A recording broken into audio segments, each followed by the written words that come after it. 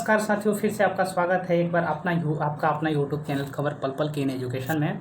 जी हाँ दोस्तों, आज हम दो बहुत ही महत्वपूर्ण और प्रमुख सूचनाओं को लेकर आपके सामने हाजिर हूँ, क्योंकि आप लोग जान रहे हैं कि जो उत्तर प्रदेश में 69,000 शिक्षकों की बहाली चल रही है, उन शिक्षकों बहाली में भी नाना प्रकार के बहुत सारे अभ्यर्थियों के शिकायत हैं, जिसे लेकर बार बार कोर्ट में सवाल उठाए जा रहे हैं और उस पर कोर्ट केस भी चल रहा है। जिसमें से एक प्रमुख मुद्दा वहाँ का जो कट ऑफ अंक था उसको लेकर भी था, उससे भी है, और वहाँ के जो बीटीसी यानी कि जो हमारे बिहार में डीएलएड कहा जाता था, वहाँ के अभ्यर्थियों ने भी अपने हाई कोर्ट में एक गुहार लगाई थी कि बीएड वालों को इस बहाली प्रक्रिया से बाहर कर दिया जाए। इसके बाद हम दूसरा जो 6th फेज़ का हाई स्कूल और +2 का बहाली बिहार में चल रहा है, उसका फिर से एक बार शेड्यूल चेंज हुआ है इस कोरोना वायरस के कारण।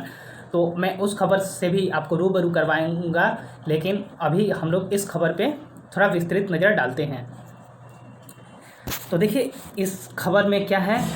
शिक्षा मित्रों के लिए 65% अंक का कट ऑफ बहुत अधिक, ये कहा है उत्तर प्रदेश की सुप्रीम कोर्ट ने। देखिए ये नई दिल्ली ब्यूरो का खबर है। उत्तर प्रदेश में 69,000 सहायक शिक्षकों की भर्ती के मामले में शिक्षा मित्रों की याचिका पर सुनवाई के दौरान सुप्रीम कोर्ट ने बुधवार को कहा कि परीक्षा में योग्यता मापदंड में 65% अंकों का कट ऑफ बहुत अधिक है। इससे शिक्षा मित्र को 25 अंकों का वेटेज का लाभ नहीं मिल पाएगा। जो वहाँ के शिक्षा मित्र हैं उत्तर प्रदेश में, उनको इसके बाद 65% अंक के बाद जो 25 अंकों का वेटेज था वो नहीं मिल रहा है। कोर्ट भर्ती में बीएड को भी शामिल किए जाने पर विरोध में बीटीसी अभ्यर्थियों ने दलीलों से सहमत नहीं देखे। जो बीटीसी वहाँ के यानी कि बिहार के डीएलएड अभ्यर्थी हैं, जो बीएड को बहाली प्रक्रिया से बाहर करना चाहते हैं, इस दलील के बाद वो लोग भी सहमत नहीं हैं। कोर्ट ने कहा कि वह बीएड अभ्यर्थियों को भर्ती में शामिल किए जाने के मुद्दों पर विचार नहीं करेगा। यानी कि साफ साफ जो हाई कोर्ट है तो उसने नकार दिया है कि हम बीएड वाले में कोई भी दखलंदाजी नहीं कर सकते हैं। बीएड के मुद्दों पर सही समय पर चुनौती नहीं दी गई। सुप्रीम कोर्ट का यहाँ पे कहना है कि जिस समय एक सही वक्त था बहाली प्रक्रिया के पहले, आप लोगों ने इस पर क्यों नहीं अपना दलील दिया, इसलिए हम इस पर जो है उसका सुनवाई नहीं करेंगे। मामले पर बहस गुरुवार को भी जारी रहेगी, यानी कि अगले दिन भी इसकी बहस जारी रहेगी। शिक्षा मित्रों ने कोर्ट के फैसले के खिलाफ सुप्रीम कोर्ट में याचिका दाखिल कर भर्ती परीक्षा में न्यूनतम योग्यता अंक समान वर्ग के लिए 65%, आरक्षित वर्ग के लिए 60% रखे जाने को चुनौती दी है। सुप्रीम कोर्ट ने पिछली सुनवाई में दिए अंतरिम आदेश में सरकार को 37,339 पद शिक्षा मित्रों के लिए खाली रखने को कहा था और बाकी पदों पर भर्ती जारी रखने की इजाज़त दी थी। यानी कि सुप्रीम कोर्ट ने हमने पिछले जजमेंट में ये कहा था कि आप जो 69,000 है बहाली, उसमें 37,339 पदों पर को छोड़कर बाकी सभी पदों पर आप भर्ती कर सकते हैं। बुधवार को न्यायमूर्ति यूयू ललित की अध्यक्षता वाली पीठ ने शिक्षा मित्र और बीटीसी अभ्यर्थियों के वकील पीएस पटिवालिया ने कहा कि शिक्षा मित्र 15 वर्षों से नौकरी कर रहे हैं। उन्होंने बीएड वालों के खिलाफ दलील दी तो पीठ ने कहा कि उन्होंने यह बहस के बजाय कोर्ट के नोटिस पर जारी होने का इंतजार करना चाहिए। कोर्ट ने पूछा कि 68,000 और 69,000 शिक्षक भर्ती के अलावा 4 वर्षों में कोई भी नई भर्तियां नहीं आई है। यानी कि उत्तर प्रदेश में भी पिछले 4 साल से कोई भी भर्तियां नहीं आई है।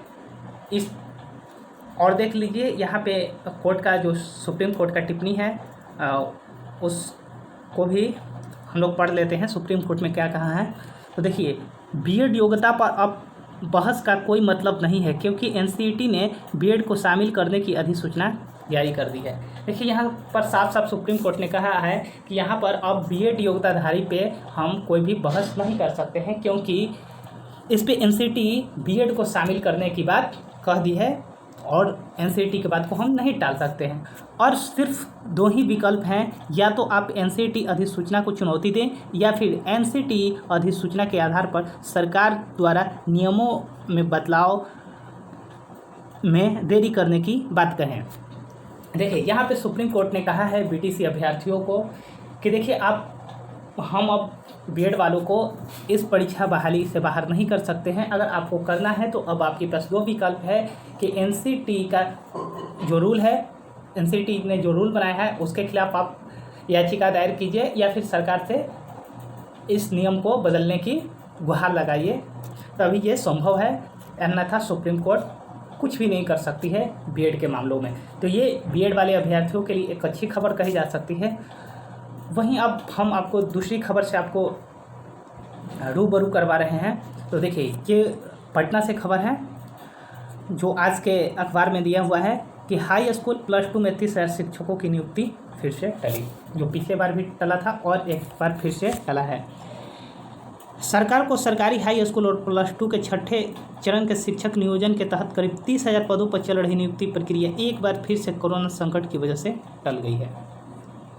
पिछले ही सप्ताह राज्य के कई जिलों में लॉकडाउन होने की वजह से नियोजन का शेड्यूल में बदलाव किया गया था। उनके मुताबिक 22 से 25 जुलाई के बीच नियोजन पत्र बांटे जाने थे, लेकिन अब चयनित अभ्यर्थियों को अगस्त के पहले सप्ताह तक इनका इंतजार करना होगा। इस पर भी हमने पिछले बार वीडियो बनाया था कि जो चेंज हुआ था कि अब नियुक्ति पत्र है 22 से 25 जुलाई के बीच बांटी जाएगी, लेकिन अब उसको भी टाल दिया गया है। अब अगस्त के पहले वीक में नियुक्ति पत्र बांटने की बात कही जा रही है। शिक्षा विभाग के उप सचिव सरसद फिरोज बुधवार को जारी अधिसूचना के मुताबिक गृह विभाग के आदेश से राज्य भर में 16 से 31 जुलाई तक लॉकडाउन किया गया है, जो कि सभी लोग जान रहे हैं कि पूरे बिहार में लॉकडाउन है 16 से 31 जुलाई तक।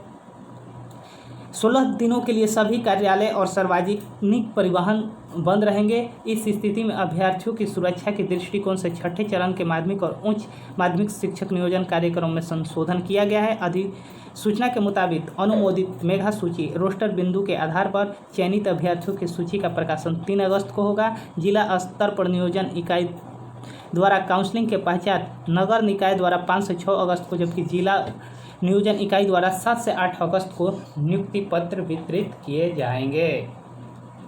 यानी कि दोस्तों अब अगस्त के फर्स्ट वीक में ही कुछ भी संभव है। थोड़ा इस खबर पे हम लोग नज़र डाल देते हैं। 6 विषयों के शिक्षकों के नए +2 में किया जाएगा पदस्थापित। अधिसूचना में साफ कहा गया है कि 6 विषय विज्ञान, गणित, सामाजिक विज्ञान, अंग्रेजी, हिंदी और द्वितीय भाषा के चयनित शिक्षकों में पंचायतों 9 स्थित +2 स्कूलों में माध्यमिक शिक्षक पद पर स्थापन पूर्व से प्रकाशित रिक्त सापेक्ष ही प्रभावी होगा। इन 6 विषयों को छोड़कर शेष विषयों के संदर्भ में पूर्व से विज्ञप्ति रिक्त के सापेक्ष ही नियोजन की कार्रवाई की जानी है।